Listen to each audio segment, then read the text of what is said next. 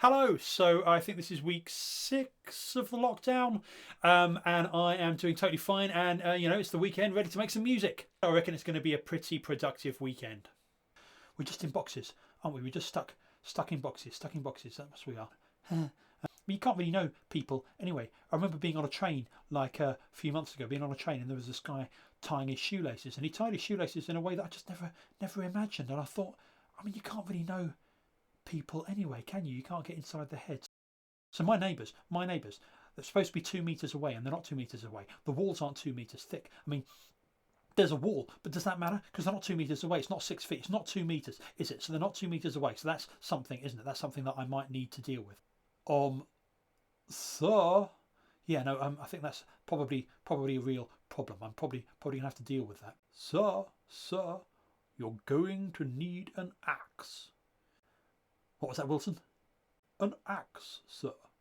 A guitar. Oh yeah, a guitar. For recording. Right.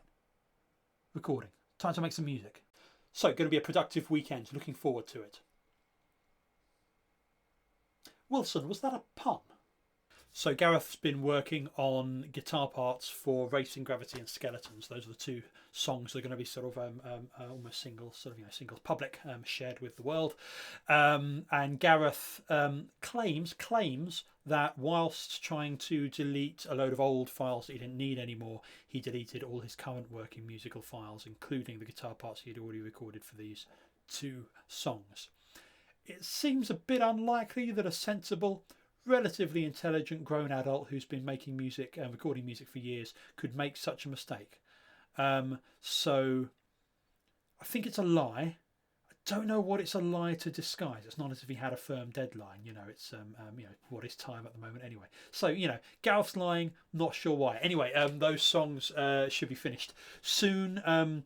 The other 5 sort of subscribers only tracks, I'm at the point where basic tracking is done. I'm thinking about little embellishments and creative ways of panning and things like that to make them interesting, and starting to get my head towards properly mixing stuff as well, now that most of the tracking is done.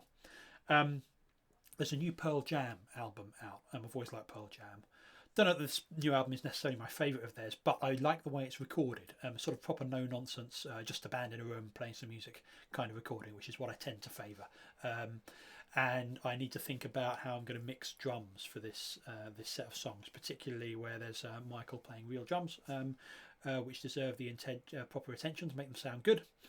There seem to be, I'm not an expert, there seem to be sort of 2 basic ways of recording and mixing drums. One way is to make use of the overheads microphones, get the sound of the drum kit in the actual room, sort of natural sound, and then support that with the close mics on like the kick and the snare and things like that. The other way is to make the kick and the snare and those close mics the focus, drums in your face, with the overheads kind of just sort of accompanying in the background.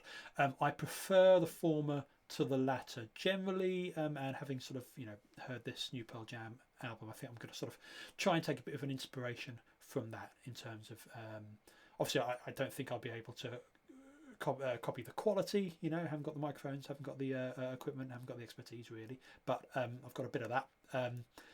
So at least trying to copy the approach and try and get that sort of natural drummer in a room playing some drums sound, rather than the relatively artificial sounds that you can get. Although obviously all recording is artificial, studio recording does not sound like a band in a room. It can't, and it shouldn't, but you can create that sort of illusions of that and a sound like that. So that's where I am at the moment. Other things, I was mucking around with sort of artwork ideas for Racing Gravity and discovered that Canva does a sort of print on demand t-shirt thing. So I've done a sort of prototype. This is what a t-shirt might look like for when the world returns to something like normal, and I can share physical things with those people who want to buy them. So I'll show you that as well. Yeah, that's where we are. I'll throw in some extracts of stuff to finish off with, but productive so far. I think we're making progress, even though Gareth is telling weird lies about what's happened to his guitar parts.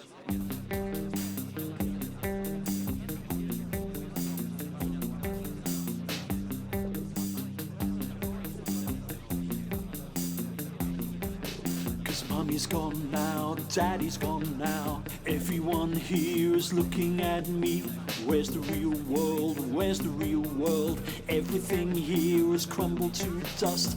Let the wind blow, let the wind blow. Sweep it all up, throw it away. 'Cause Mummy's gone now, Daddy's gone now. Where's the real world? Someone wake me up. Someone wake me up. Someone wake me up. Mummy's gone now, Daddy's gone now. Everyone here is looking at me. Where's the real world? Where's the real world? Everything here has crumbled to dust. Let the wind blow, let the wind blow. Sweep it all up and throw it away. Mummy's gone now, Daddy's gone now. Where's the real world? Someone wake me up. Someone wake me up.